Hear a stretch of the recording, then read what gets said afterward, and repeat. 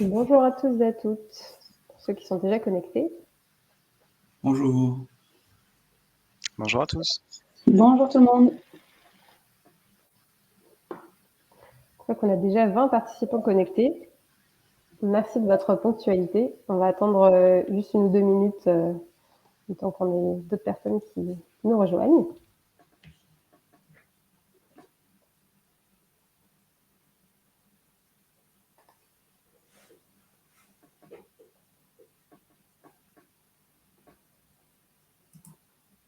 En tout cas, on est très content de vous voir, en particulier les personnes qu'on a déjà vues dans notre premier webinaire. Ça fait plusieurs fois qu'on se rencontre maintenant, donc on est ravis de vous retrouver à cette occasion-là. Et pour les autres, ravis et bienvenue à bord de ce programme Cyber for Good.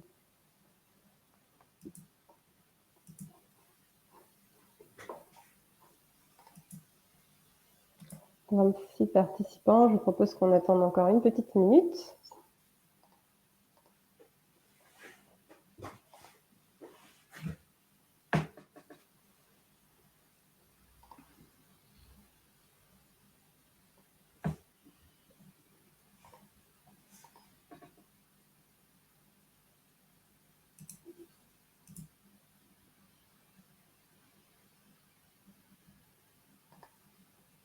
En attendant que les derniers participants arrivent, on peut peut-être lancer la présentation et les festivités.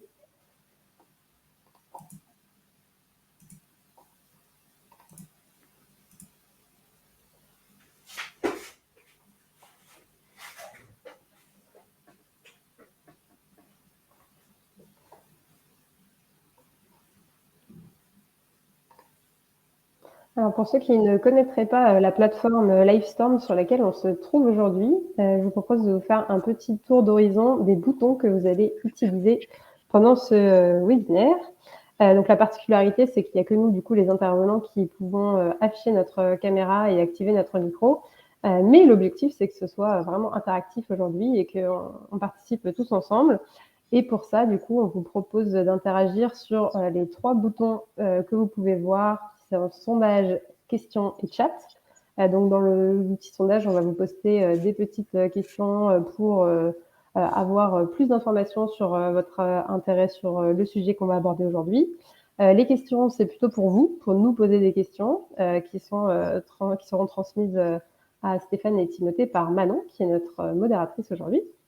Et le chat, c'est pour échanger entre nous tout au long du webinaire. Donc, n'hésitez surtout pas à l'utiliser, à nous poser toutes vos questions et à interagir. L'objectif, c'est que ce soit un échange aujourd'hui. Et d'ailleurs, Manon vous fait coucou. Et d'ailleurs, on vous propose de lancer le premier sondage pour commencer à interagir aujourd'hui, pour estimer le niveau de sécurité de vos données aujourd'hui, puisque c'est le focus qu'on va faire et que Timothée et Stéphane vont aborder pendant ce webinaire. Donc, vous devriez maintenant voir le sondage dans le chat.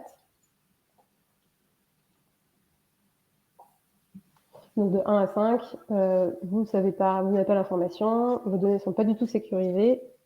3, elles sont à peu près sécurisées. 4, vous estimez qu'elles sont sécurisées. Et 5, c'est carrément Fort Knox, vous êtes un as de la sécurité des données. Et vous avez peut-être des choses à nous apprendre.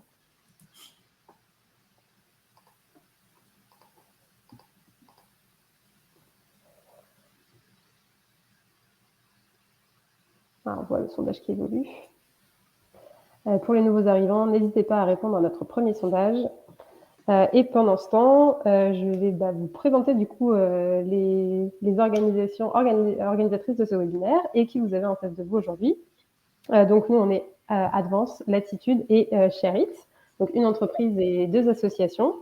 Et on a créé le programme Cyber for Good, dont c'est la première édition. Donc le programme a été créé cette année à la rentrée parce qu'on s'est rendu compte qu'il y avait un enjeu de cybersécurité chez les acteurs de l'ESS et que par ailleurs, chez Advance, il y avait pas mal de compétences dans ce domaine à mobiliser et une envie aussi de mobiliser ces compétences pour des acteurs de l'ESS et de l'intérêt général. Et du coup, on a voulu vous sensibiliser et apprendre le plus de choses possibles aux associations, aux collectivités et aux entreprises sociales. Et donc aujourd'hui, Advance est représenté par Timothée et Stéphane, qui sont tous les deux experts en cybersécurité et qui vont nous transmettre leur savoir, en particulier sur la sécurité et la sauvegarde de vos données. Côté Latitude, il y a Manon, notre dévouée modératrice du jour, et moi, Léa. Et donc nous, c'est notre mission de rapprocher les acteurs de l'ESS et les acteurs de la tech. Donc on est très contente de faire ça avec vous aujourd'hui.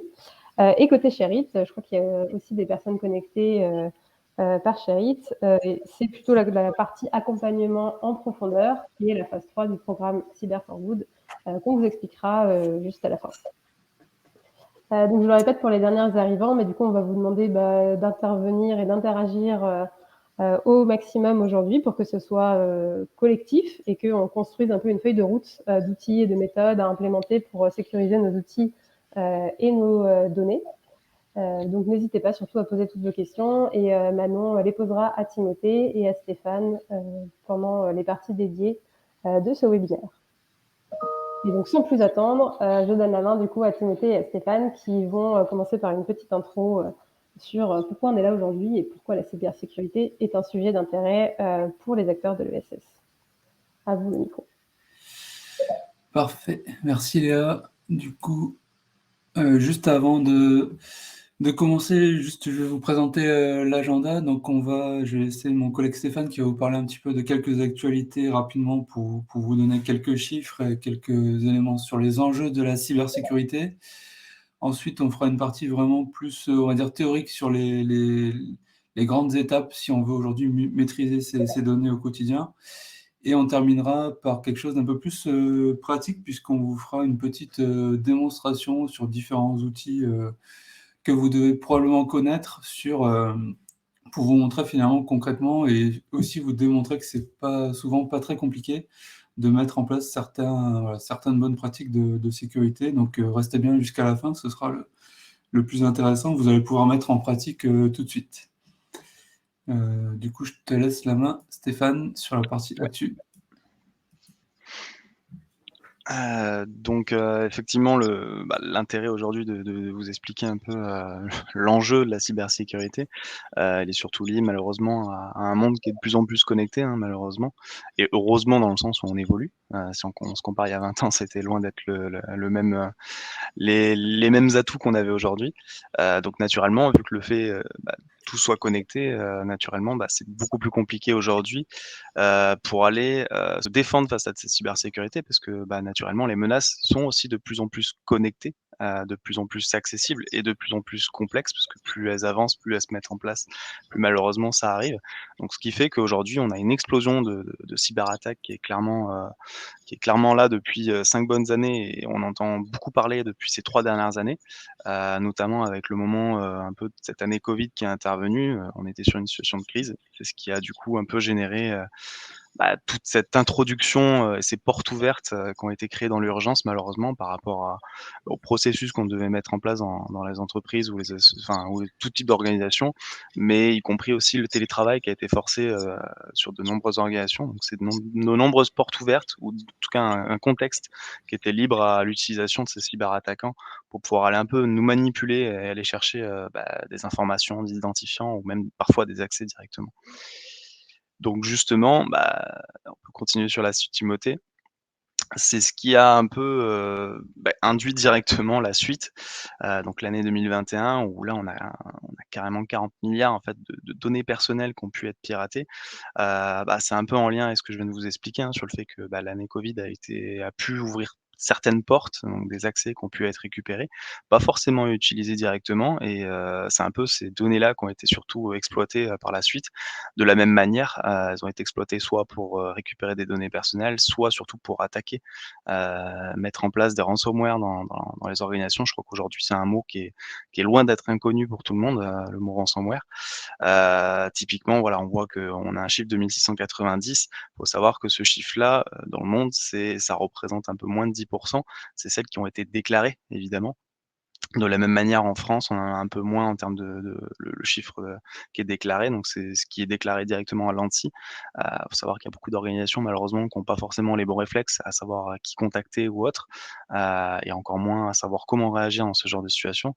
Donc, on est dans un contexte où, comme j'ai dit, bah, tout le monde est concerné parce qu'on a une nuisance quotidienne, hein. Aujourd'hui, tout ce qui est exposé sur internet, malheureusement, va être, touché de manière automatique, hein, sans être visé au départ. Et ensuite, il y aura une phase vraiment de cibler, une organisation particulière. Et on le voit, hein, au niveau, du monde associatif, par exemple, ou même des organisations telles que la Croix-Rouge, sont touchées. C'est pas forcément des organisations qu'on penserait qu'il y a un intérêt de les toucher. Ça change pas, il y a des données personnelles qui transitent, donc il y a une possible revente de ces données-là derrière, donc il y a un enjeu financier pour ces attaquants-là. Donc malheureusement, ça reste un constat et on le voit encore plus, avec les dernières nouvelles où, on est dans un contexte géopolitique assez délicat et même, dans ce contexte-là, on augmente ce nombre de cyberattaques par rapport à ce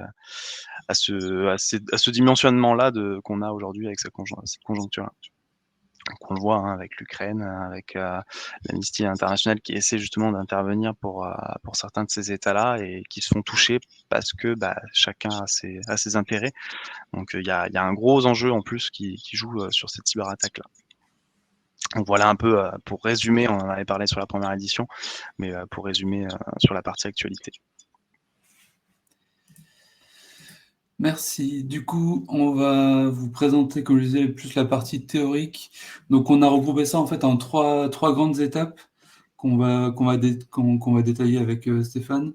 Euh, la première, c'est vraiment, je vais y revenir juste après, la partie vraiment identification. C'est en fait tout simplement connaître ce qu'on va souhaiter chercher à protéger. La deuxième partie, c'est la maîtrise. C'est plus du coup on va dire la sécurisation, autrement dit. Et enfin, comme il y a eu pas mal de questions lors du premier webinaire sur la partie sauvegarde, on va aussi vous donner dans les grandes lignes les bonnes pratiques sur la partie sauvegarde. Et je vois qu'il y a déjà des questions très intéressantes dans le chat. Ça tombe bien, on va y répondre. Du coup, sur la partie identification, comme je l'ai dit, tout simplement le prérequis, la première étape qui est souvent un peu négligée, c'est de bien déjà connaître voilà, ce qu'on va chercher à sécuriser. Si on se met un petit peu dans la peau d'un attaquant, qu'est-ce que va faire un attaquant en premier? Il va faire une cartographie de vos services avec des outils plus ou moins disponibles librement, et il va chercher à savoir qu'est-ce que vous utilisez comme technologie, vos mails ils sont sur quoi, est-ce que vous utilisez des outils de transfert de fichiers, etc. Et il va chercher la faiblesse dans ces outils. Du coup, vous, de la même façon, vous devez connaître ce que vous avez et aussi essayer de déterminer une priorisation de ces outils. Est-ce qu'il y en a qui sont plus ou moins importants dans votre travail au quotidien en termes de disponibilité, mais aussi est-ce qu'il y en a qui manipulent des données particulièrement sensibles?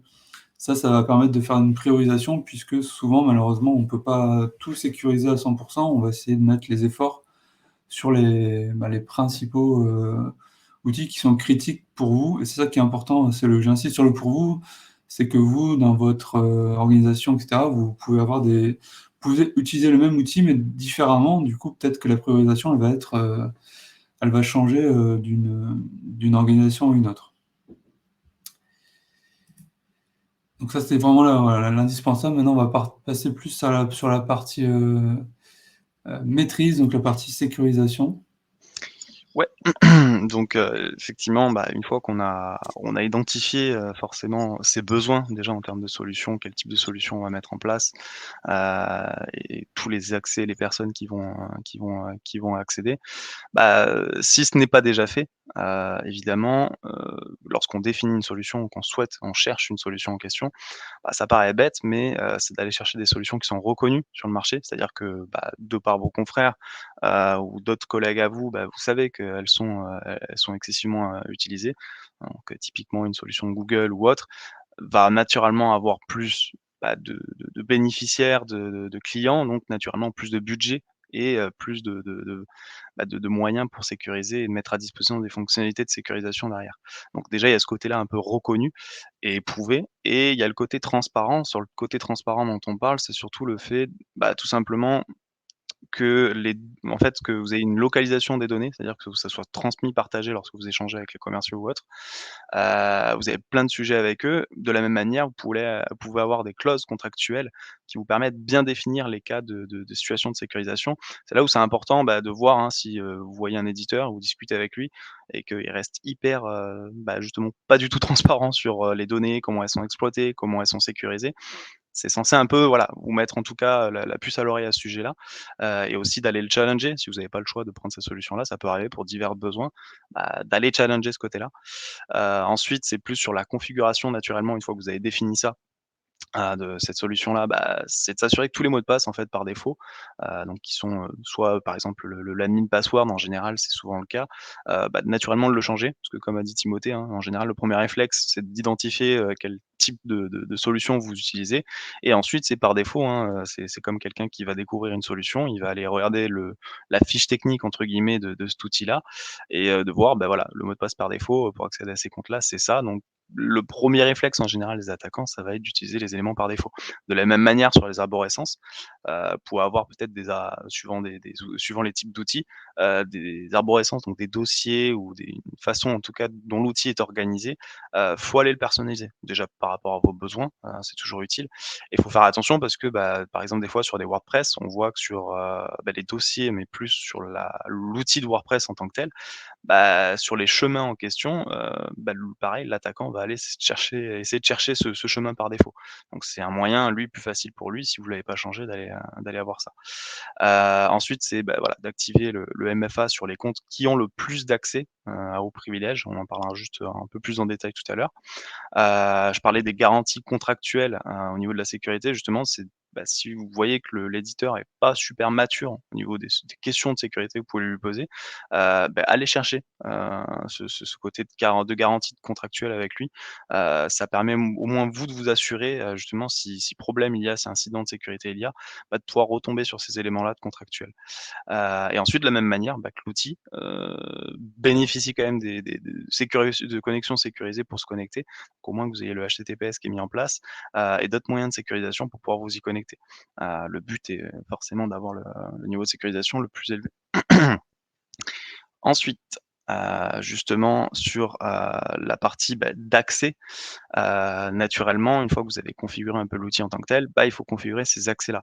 Mais avant de les configurer, donc on en parlera un peu plus en détail tout à l'heure, il y a quand même une phase de définition en fait, au niveau des accès. Donc il faut définir en fait des comptes, nominatifs, hein. Chaque personne doit avoir un compte à lui. Il faut éviter le compte, commun parce que malheureusement, c'est un compte qui peut être utilisé par plusieurs personnes et c'est très dur, non pas par la malveillance, ça peut arriver, hein, de quelqu'un spécifiquement, mais c'est que cette personne a une intrusion sur son poste, en tout cas il y a un attaquant qui a pris la main sur son poste là, typiquement, il peut accéder à ce compte-là, qui est commun et là, il est très dur de définir, mince, c'était qui? Pourquoi? Comment?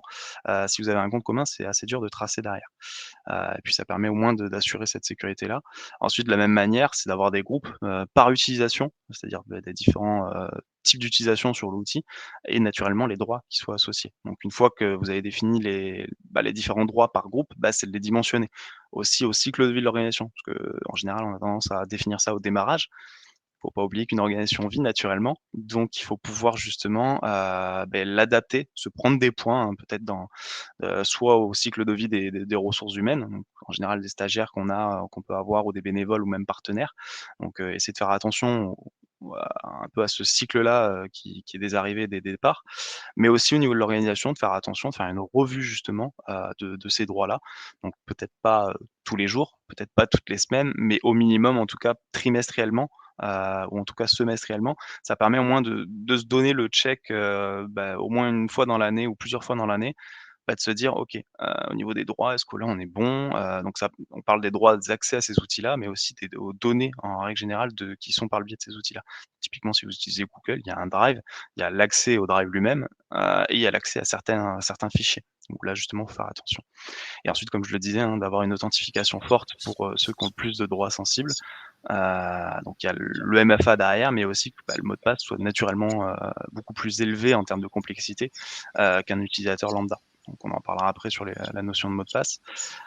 Et si possible, suivant les différents types d'outils, d'avoir ce réflexe. Donc soit on a des fonctionnalités automatiques de surveillance des comptes, c'est-à-dire c'est pas de la surveillance d'activité en tant que telle, de savoir exactement où est-ce qu'ils ont cliqué, c'est plus au niveau de l'heure de connexion, les autorisations qu'ils ont. Ça permet de définir, comme je le disais plus haut, si vous avez un compte nominatif, ça permet de définir, voilà, cette personne-là s'est connectée de tel endroit en France ou pas du tout en France. Et généralement, c'est des éléments qui peuvent vous mettre la puce à l'oreille pour soit changer le mot de passe, soit en tout cas directement contacter la personne même. Voilà pour l'accès de mon côté. Yes, merci Stéphane. J'en profite pour répondre à une question qui est eu dans le chat sur c'est vrai que le terme MFA, puisqu'en fait on va beaucoup l'utiliser aujourd'hui en Oui. plus. Donc c'est l'authentification multifacteur, donc autrement dit authentification forte. Ça consiste en fait à rajouter un paramètre supplémentaire en plus de votre identifiant et mot de passe. Et on va justement vous faire la démonstration. Donc c'est le terme anglais consacré, mais voilà. Donc on va beaucoup l'utiliser. Il y a plusieurs dénominations. Donc justement, en parlant des mots de passe, on va aussi vous faire juste après la démonstration d'un des gestionnaires de mots de passe.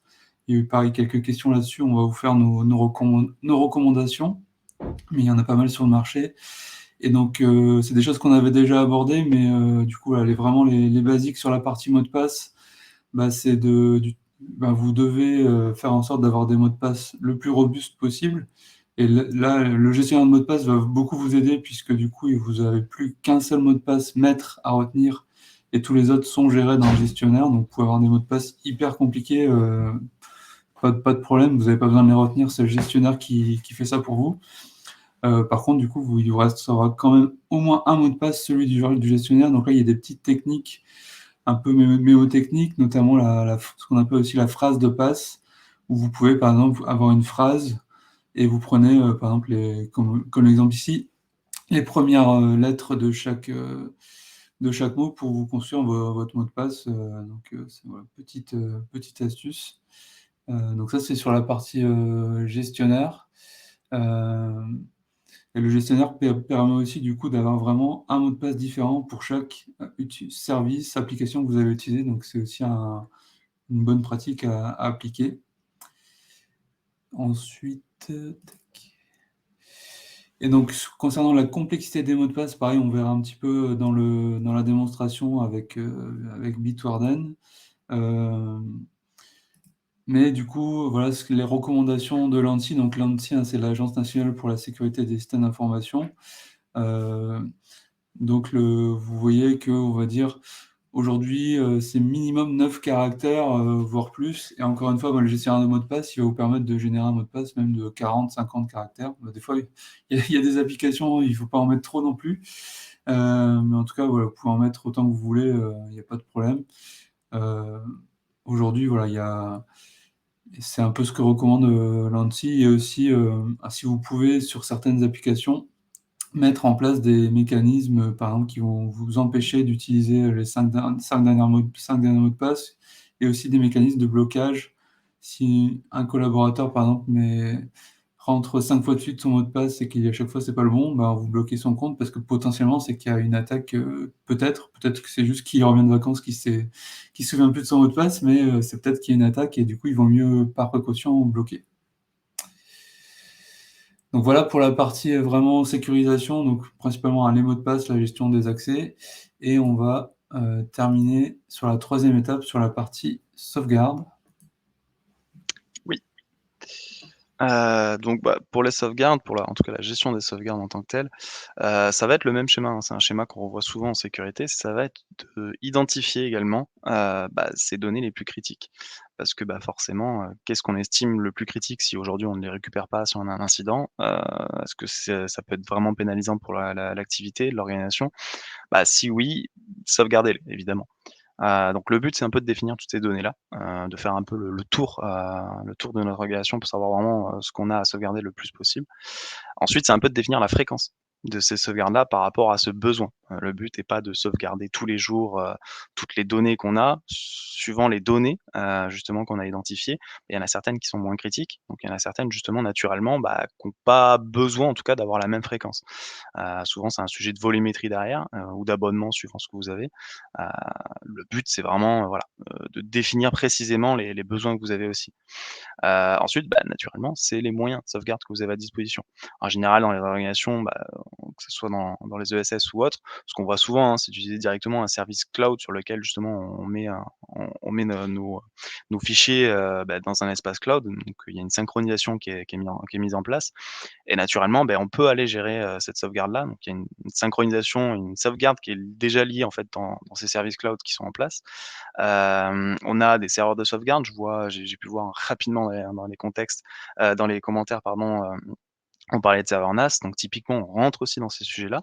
On peut avoir justement une externalisation, directement sur des disques durs internes, voire même des bandes magnétiques. C'est souvent le cas dans les organisations, dans les services informatiques pour avoir une extraction physique et justement, en parlant d'extraction physique, c'est le conseil à avoir, c'est que malgré tous ces différents moyens que vous avez, de sauvegarde, c'est de prendre le réflexe, de toujours avoir, vous localement, vraiment à portée de main, en fait, en tant que tel, physiquement ces sauvegardes-là, de pouvoir les extraire. Alors pas forcément tous les jours, hein, puisque ça reste un temps, mais le but c'est vraiment d'avoir une main parce que, bah, on passe pas, quand même par un «tiers» entre guillemets de ces sauvegardes-là, si dans les cas de service cloud ou même dans les serveurs de sauvegarde et si effectivement ces services-là, si votre NAS tombe, donc les disques durs tombent avec, il faut quand même avoir un plan B en fait littéralement.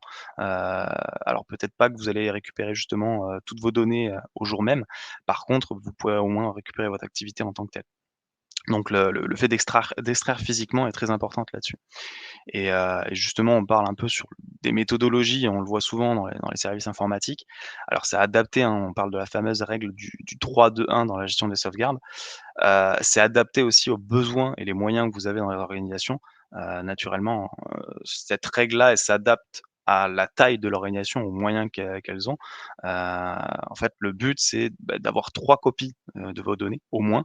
Donc là, dans votre exemple, enfin dans l'exemple qu'on a aujourd'hui sur les organisations où on a peu de moyens naturellement sur les services de sécurité, bah, on peut juste partir du principe que, bah, on a une synchronisation quotidienne, bah, par exemple par rapport à un drive qu'on a. Donc naturellement, si on fait un clic droit, on peut restaurer les versions ou tel élément ou tel fichier. On a une sauvegarde hebdomadaire, donc là, c'est vraiment d'aller, l'intention en tout cas d'aller sauvegarder, tout un type de dossier, justement par semaine. Et ensuite, on a vraiment le côté mensuel, où là, on va aller chercher la totalité de ces données-là et les sauvegarder mensuellement. Le but, c'est comme j'ai dit tout à l'heure, c'est d'avoir au minimum, 2, moyens de stockage en ligne ou local, hein, ça peut être les 2, en hybride, peu importe. Le but, c'est comme j'ai dit, hein, d'avoir toujours au cas où, s'il y en a un qui tombe, au moins on a l'assurance que l'autre est toujours présent. Donc justement à évaluer comment on peut faire cette synchronisation entre les 2. Généralement, on le voit souvent sur la sauvegarde mensuelle, on va aller, copier, généralement cette totalité de sauvegarde, sur un autre, système de stockage.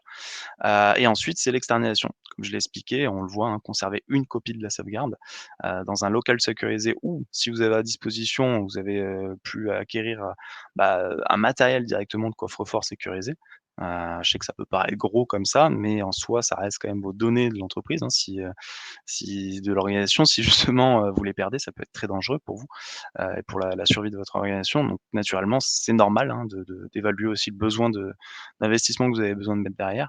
Donc c'est un peu cette règle-là, qui fonctionne et comme j'ai dit, elle s'adapte surtout par rapport aux moyens que vous avez en place. Suivant les très grandes organisations, avec beaucoup, beaucoup de moyens, là, on va avoir des gros serveurs qui vont tourner, qui vont se synchroniser entre eux, qui vont faire une réplication avec justement un export des données, par bande et enfin, il y a tout un système qui est beaucoup plus évolué naturellement si on a plus de moyens. Là, comme j'ai dit, l'exemple que je prends là avec vous, c'est plus voilà, en prenant le contexte avec les serveurs qu'on a assez souvent sur les services de cloud.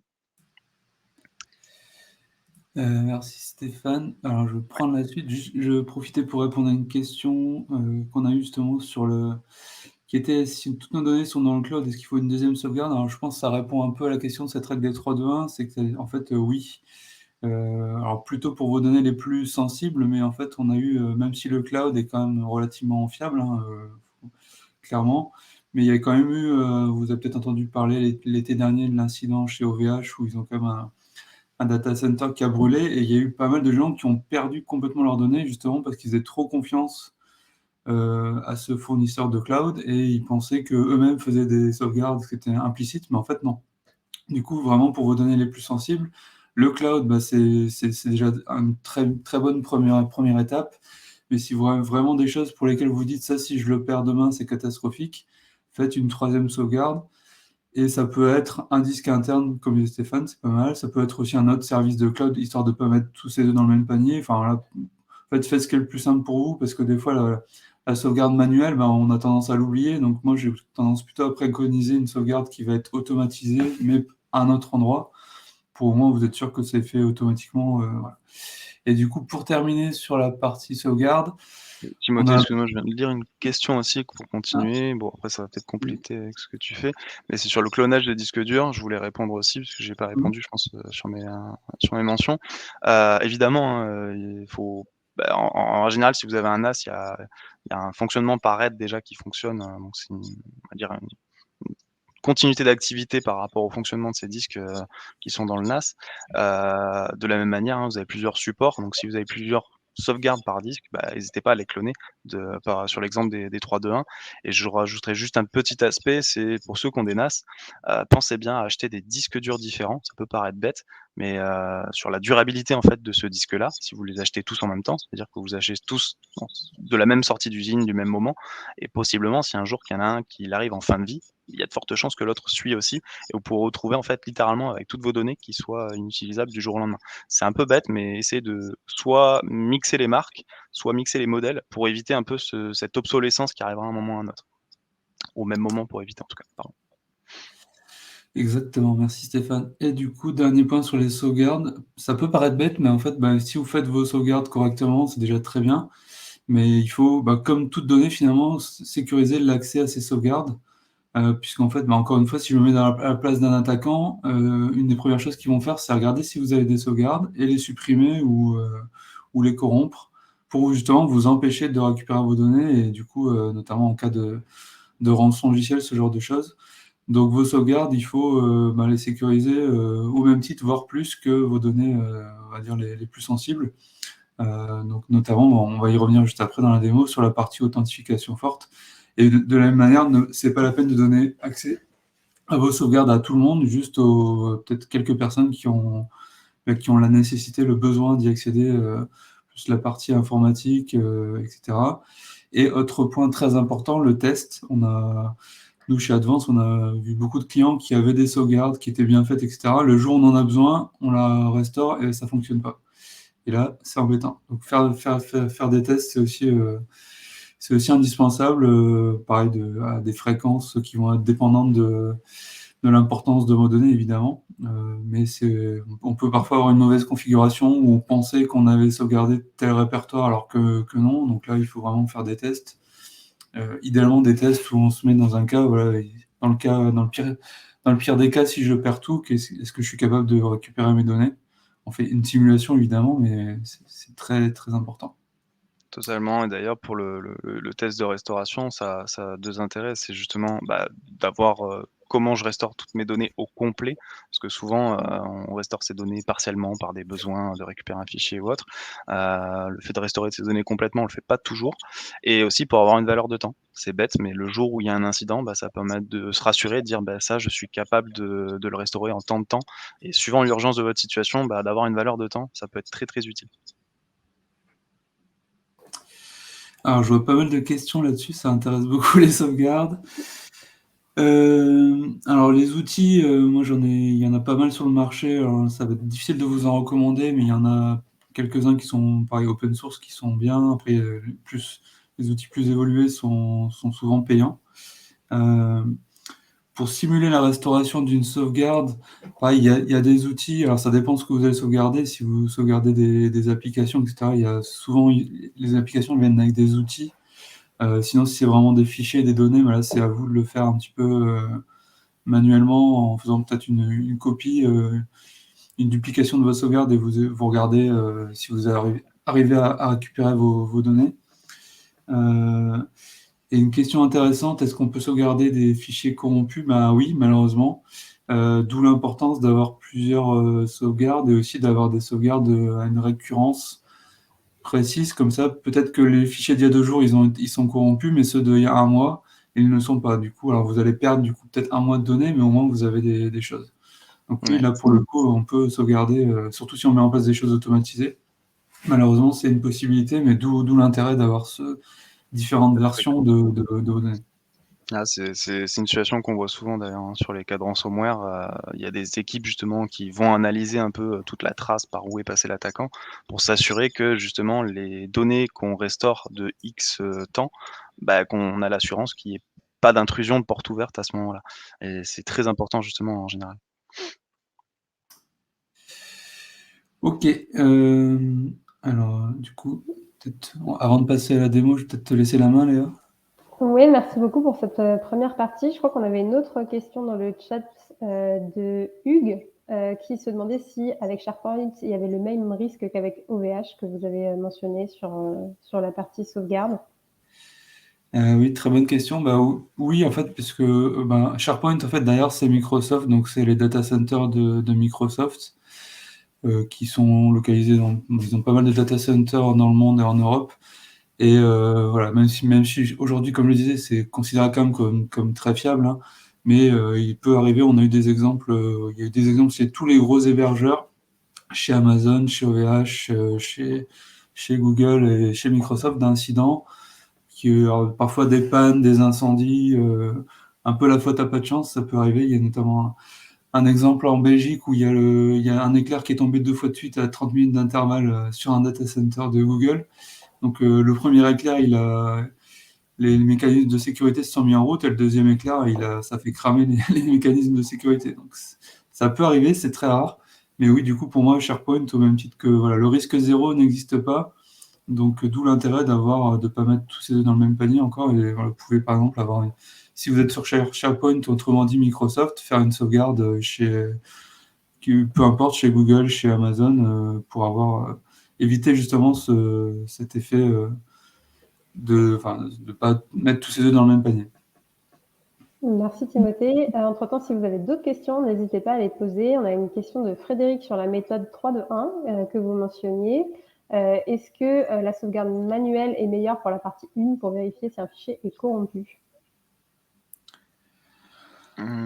Sur la partie 1, on avait dit quotidienne? Ah non, sur le Toto. Sur la sauvegarde.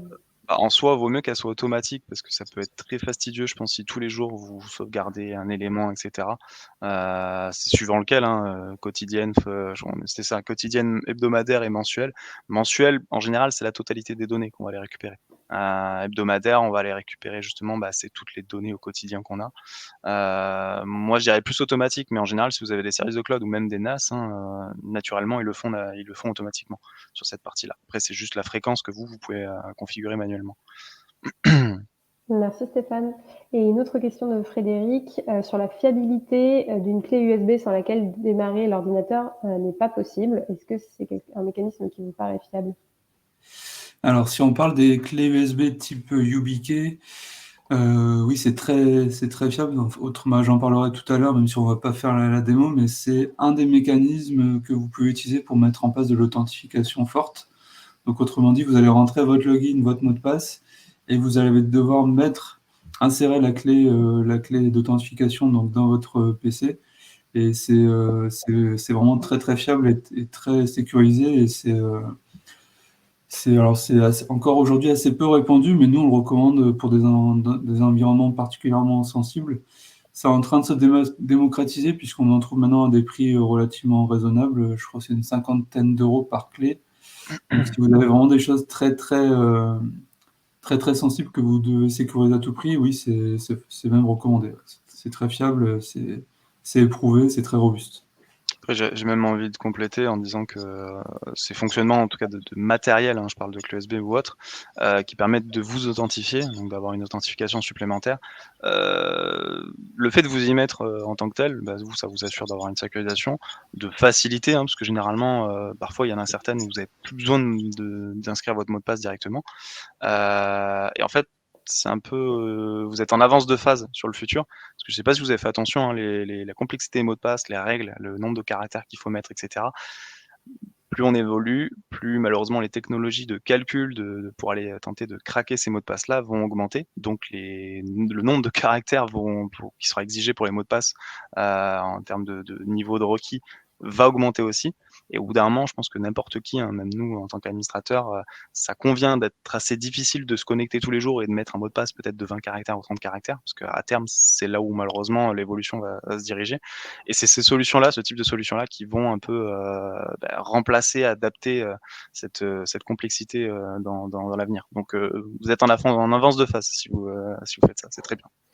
Merci Frédéric, en tout cas, d'avoir lancé le sujet. Une dernière question avant de passer à la partie démo de Sylvain. Que faire si on perd le support physique pour une identification à 2 facteurs?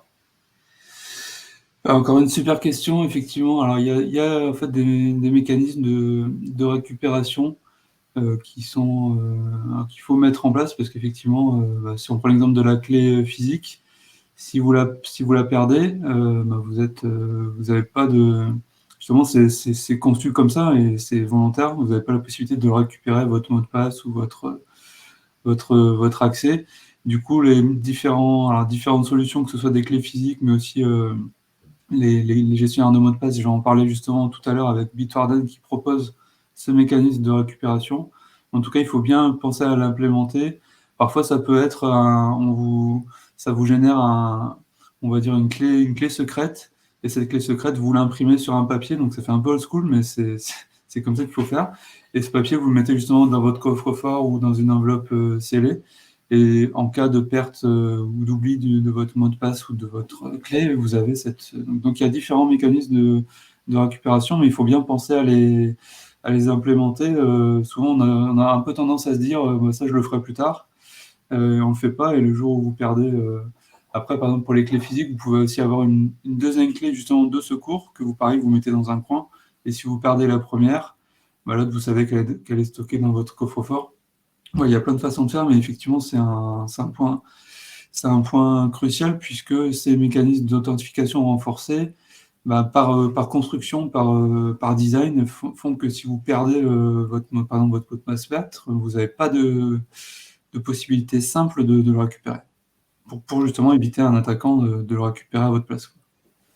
Merci beaucoup Timothée, et ça nous fait une transition parfaite du coup sur la prochaine étape de ce webinaire. On va rentrer vraiment là dans le concret. Donc merci beaucoup pour vos réponses aux questions. On va les utiliser là concrètement pour la partie démo, donc notamment sur la gestionnaire de mots de passe qui vont être à la première partie de la démo. Donc pour ceux qui ont répondu que vous n'en aviez pas encore, n'hésitez pas à suivre les étapes que Timothée va vous montrer pour installer votre gestionnaire de mots de passe. Et ensuite, pareil, sur la partie gestion des accès, on va faire quelques démos de gestion des accès sur certains outils. Donc, si vous êtes concerné par ces outils, surtout n'hésitez pas à suivre en direct. Et donc, Timothée, je te repasse la main. Merci. Donc, on va vous faire une démonstration avec un cas d'usage.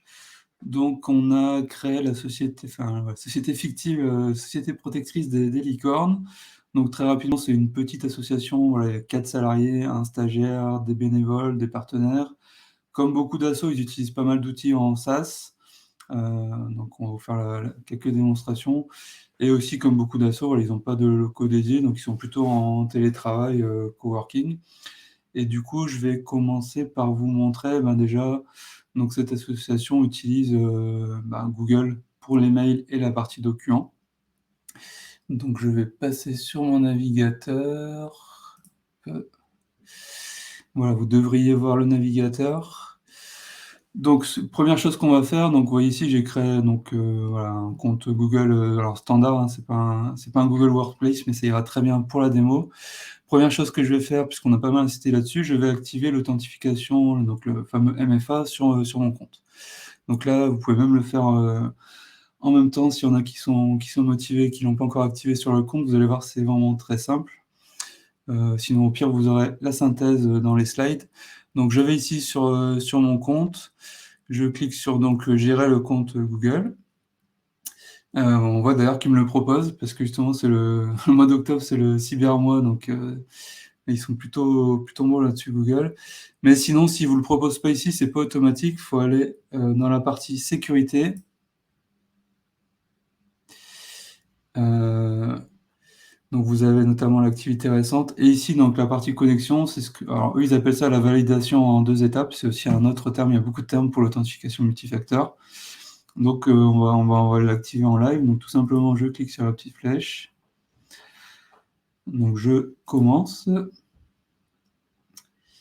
Donc là, il me demande mon mot de passe. Donc là, c'est un mécanisme de sécurité. Même si je suis connecté, il me redemande mon mot de passe justement pour éviter qu'un attaquant. Donc là, mon mot de passe, justement, j'y reviendrai après. Je l'ai dans mon gestionnaire de mots de passe, ça tombe bien. Donc j'ai ici mon compte, j'y reviendrai après hein, sur le gestionnaire. Ne vous inquiétez, j'ai mon compte Google. Donc je vais lui dire voilà, de remplir automatiquement mon mot de passe. Donc déjà, on voit que c'est bien pratique. Donc là, aujourd'hui, principalement, par défaut, on vous propose l'authentification 2 étapes via votre téléphone, donc tout simplement via un SMS que vous allez recevoir. Vous avez d'autres options, justement la clé de sécurité physique dont on vient de parler, aussi des mécanismes d'invitation, donc en fait des notifications que Google va vous envoyer. Mais le SMS, c'est très bien et c'est largement suffisant. Donc là, je vais mettre mon numéro.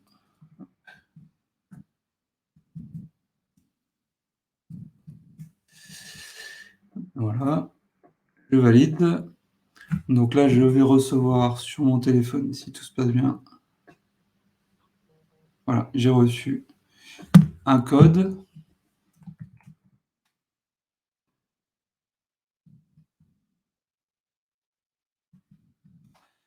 Donc j'ai reçu, je ne sais pas si vous voyez à l'écran, mais voilà, j'ai reçu ce code-là par SMS. Donc ça me permet là, en fait, ce que je fais, je prouve finalement que je suis bien le propriétaire de ce numéro de téléphone. Sinon, ce sera un peu trop simple. Et maintenant, voilà, qu'il a confirmé que j'ai bien reçu le code, je vais pouvoir l'activer. Voilà, donc là, voilà, tout simplement, c'est activé.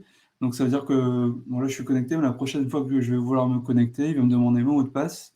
Et du coup, il va également m'envoyer un code de validation par SMS. Donc vous voyez, c'est vraiment très simple, ça a pris 2 minutes. Et justement, comme on a eu des questions tout à l'heure, il propose justement, par exemple, Google ici propose des codes de secours à imprimer. Donc, il me redemande encore mon mot de passe.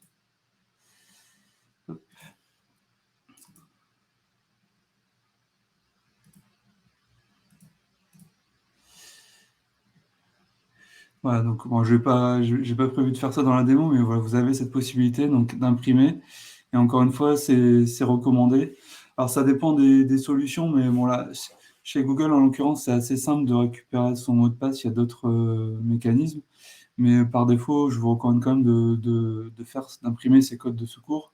Vous serez bien content. Voilà, ça peut arriver. Je pense que ça nous est tous arrivé de partir quelques semaines en vacances et de revenir, de plus se souvenir du mot de passe. Et ça peut aussi être gênant, du coup, si par exemple, voilà, on vous vole votre téléphone ou vous perdez votre téléphone, vous n'y avez plus accès, même pendant un temps limité, ben, d'avoir accès à ce code de secours pour pouvoir vous connecter malgré tout. Donc voilà, ça c'est sur la partie, voilà, sur la partie activation de l'authentification. Donc vous avez vu du fameux MFA, c'est vraiment rapide.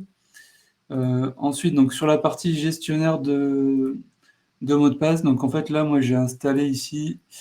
Donc là, bon, c'est pour la démo. Hein, donc vous voyez tout.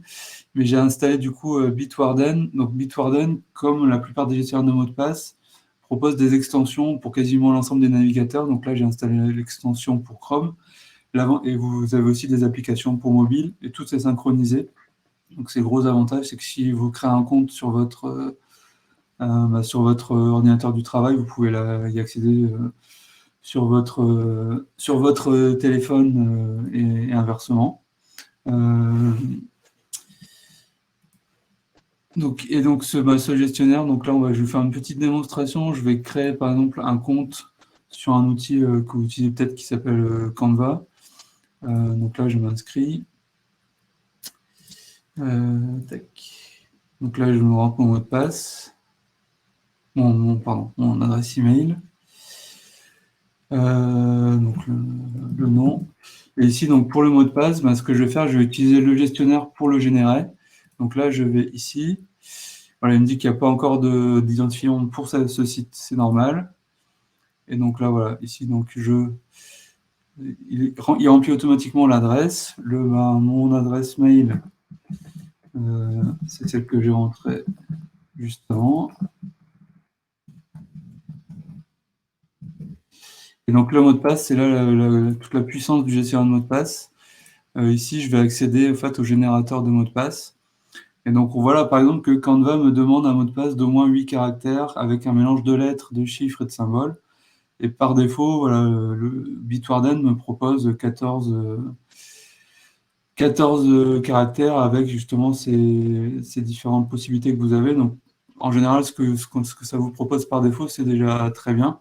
Et vous avez la possibilité ici, en cliquant sur la petite flèche, d'en régénérer à l'infini. Voilà, si je change voilà, 21, etc. Donc, je vais en prendre un petit peu plus court. Voilà, 15, on va dire, c'est déjà pas mal. Là, je le sélectionne. J'enregistre. Donc là, j'ai créé voilà, mon identifiant. Et maintenant, je vais pouvoir du coup le remplir automatiquement pour créer mon compte. Donc là, on voit que eux proposent, c'est pas mal, hein, c'est pas tous le font, une vérification supplémentaire. Donc là, c'est un code que je vais recevoir sur l'adresse mail que j'ai indiquée pour vérifier que je suis bien le propriétaire de cette adresse mail, mais c'était plus pour vous montrer Bitwarden. Donc ce gestionnaire de mot de passe qui est un de ceux qu'on va vous recommander justement juste après. Donc si je reviens, donc ça c'était la première partie de la démo, si je reviens sur les slides. Et du coup, Timothée, on a eu quelques questions. Qu'en est-il des outils de gestion natifs sur les navigateurs comme celui de Firefox? Est-ce que c'est fiable? Alors celle-là, il me semble que Stéphane a répondu entre-temps que le trousseau d'appel était assez sécurisé, mais que par contre, l'enregistrement sur les navigateurs n'était pas forcément hyper fiable. Et c'est pour ça qu'on recommande plutôt un gestionnaire de mots de passe. Donc je ne sais pas si vous avez quelque chose à ajouter là-dessus. Et sinon, il y a une autre question sur le niveau de sécurité de l'authentification avec certificat par rapport à l'authentification par login. Ah oui, sur la partie, alors les gestionnaires des mots de passe des navigateurs, effectivement, la plupart des navigateurs aujourd'hui proposent cette fonctionnalité. Moi, j'ai tendance à ne pas recommander ça parce que on sait pas trop, on a souvent des failles au niveau des navigateurs, des mises à jour, et c'est pas trop vraiment, alors même si ça s'améliore, mais leur métier, la sécurité, donc plutôt dédier ça à des services dédiés qui font ça très bien. Et on va en parler juste après, certains ont des certifications justement pour valider que le coffre-fort le gestionnaire de mot de passe est bien sécurisé. Et en plus, après, si vous faites ça dans un navigateur, vous êtes un peu lié à ce navigateur-là aussi. Donc, c'est du marketing, c'est fait pour. Hein. Mais du coup, alors que l'avantage du gestionnaire, c'est que vous pouvez l'utiliser sur quasiment l'ensemble des navigateurs du marché. Donc, pour moi, c'est plus flexible et aussi plus sécurisé. Donc, c'est plutôt quelque chose que je recommanderais. Mais par contre, à défaut, plutôt que de ne pas en utiliser, utilisez quand même celui du navigateur si c'est plus pratique pour vous. Après, c'est comme j'ai expliqué par message très rapidement tout à l'heure, malheureusement, les mots de passe qui sont stockés sur ces navigateurs-là ne sont pas chiffrés. Ça veut dire que si vous êtes possiblement, piraté sur votre poste, donc s'il y a une intrusion, par quelconque moyen, il est très simple, de récupérer les mots de passe de ce navigateur-là, sans pour autant mettre un mot de passe ou quoi que ce soit. En fait, elles sont sont dans des dossiers temporaires qui sont accessibles, pour les attaquants. Et de la même manière, si vous laissez votre poste ouvert, avec une simple clé USB, je peux aller, très rapidement récupérer vos mots de passe, sous la seconde, de tout ce qui est enregistré sur les navigateurs. Parce que malheureusement, ils sont pas chiffrés et sécurisés de la même manière que sur un gestionnaire de mots de passe. Donc c'est à déconseiller. Après, il me semble, je crois que c'est juste Mozilla Firefox qui propose un service de gestionnaire de mot de passe, mais pas celui nativement en place comme sur les autres navigateurs. Donc ça reste un gestionnaire de mot de passe, un service en plus, quoi.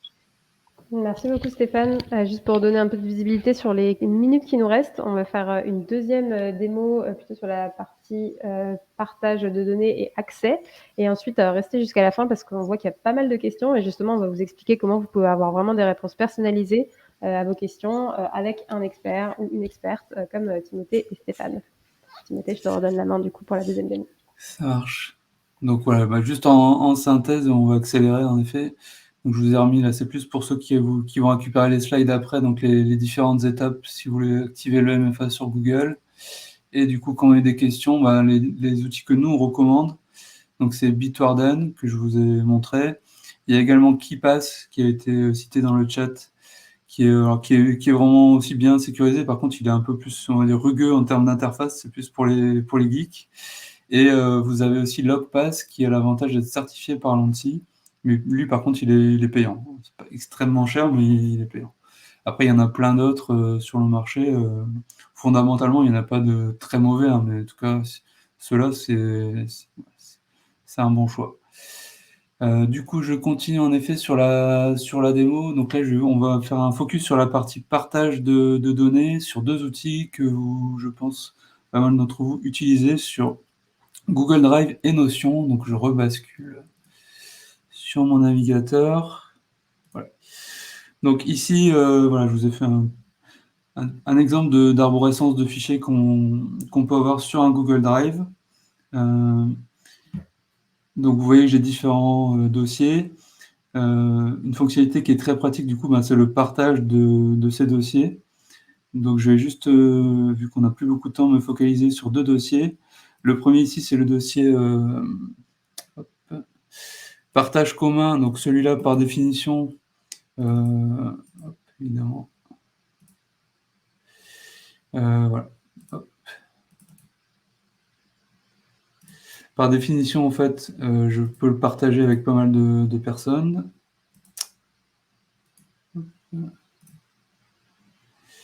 Et on voit ici, voilà, quand je regarde la partie partage, que je l'ai partagé avec pas mal de monde qui ont les droits en lecture et écriture, mais ça, c'est normal.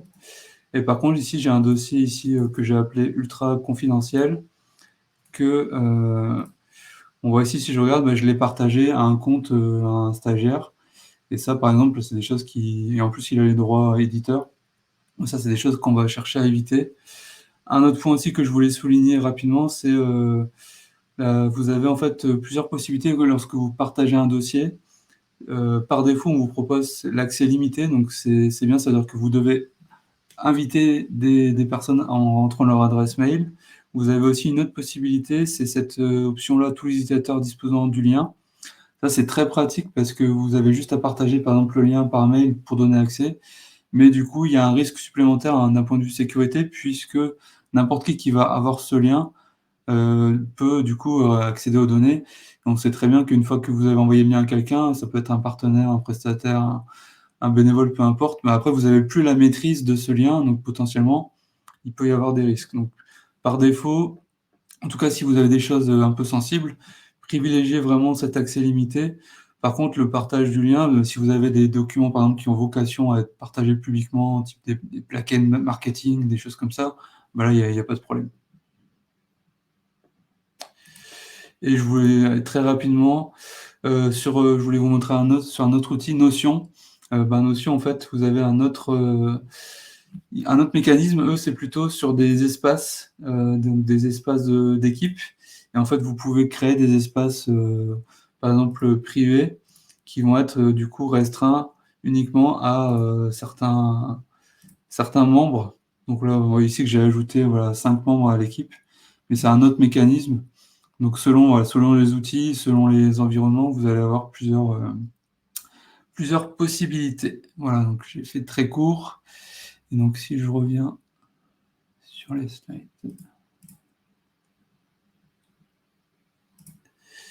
Voilà, donc en synthèse, vous retrouverez les bonnes pratiques dans les slides que vous avez, que vous pourrez récupérer juste après, mais je vous ai dit l'essentiel dans la démo.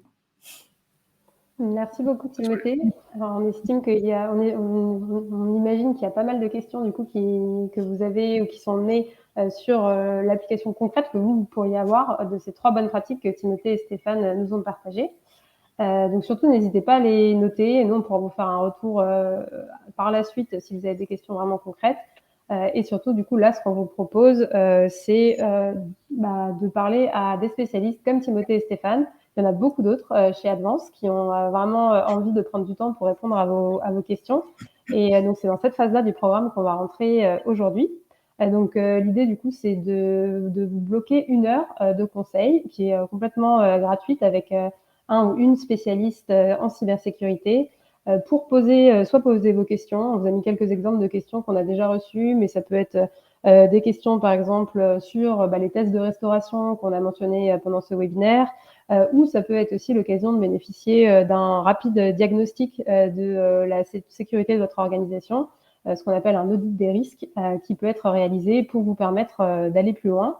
Et donc surtout, n'hésitez pas à le faire parce que c'est vraiment la suite naturelle de cette phase d'initiation. Et d'ailleurs, on a un petit exemple de Jean-Philippe qui l'a déjà fait suite au dernier webinaire. Il a rencontré Manon, qui est une consultante de chez Advance, et qui l'a aidé à mettre en place une stratégie de sécurité sur Google Workplace et à sécuriser les mots de passe des utilisateurs. Donc, c'est vraiment un exemple concret de quelque chose qu'on peut vous aider à réaliser. Donc, n'hésitez pas à le faire. Et on a hâte de vous rencontrer. Et Timothée, Stéphane et tous leurs collègues ont hâte de vous voir pendant ces sessions-là. On va vous transmettre du coup toutes les informations, mais vous pouvez d'ores et déjà vous rendre sur les liens qui sont ici. Et Manon va vous poster également le lien dans le chat pour que vous puissiez poser vos questions et vous projeter sur la suite.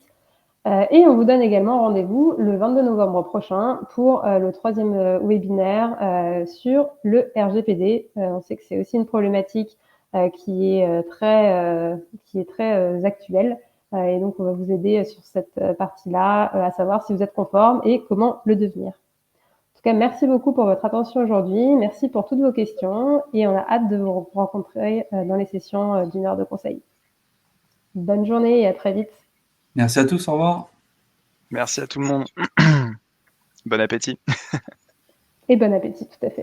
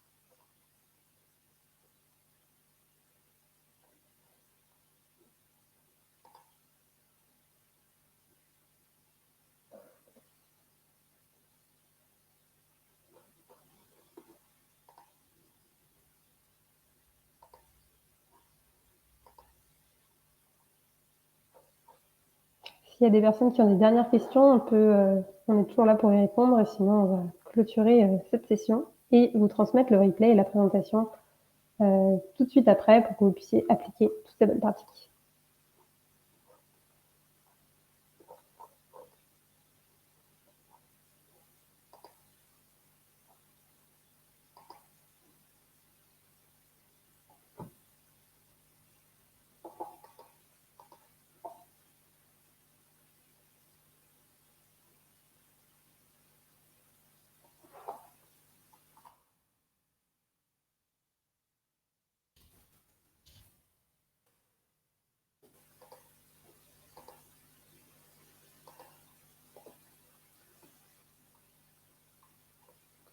Frédéric, merci pour tes questions. Je vois que tu en as pas mal et c'est vraiment super chouette de voir cet intérêt et ce dynamisme pour le sujet.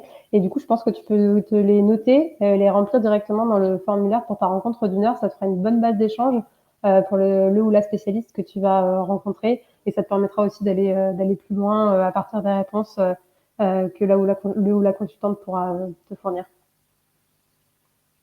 Et surtout, n'hésite pas, si 1 heure ça suffit pas, c'est renouvelable, donc il y a vraiment pas de limite. Tu peux prendre le temps dont tu as besoin pour avancer sur tes problématiques. Donc il y a jamais trop de questions.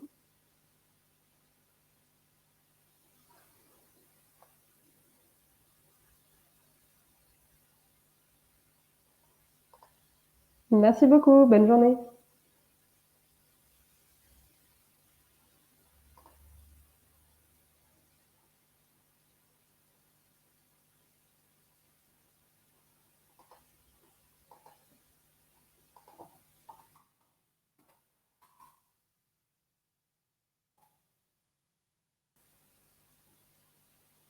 Merci encore à tous les participants pour ce webinaire très interactif. On a hâte de vous retrouver et tous les spécialistes d'Advance ont hâte de vous retrouver pour des sessions d'1 heure. À très bientôt et je vous dis au 22 novembre.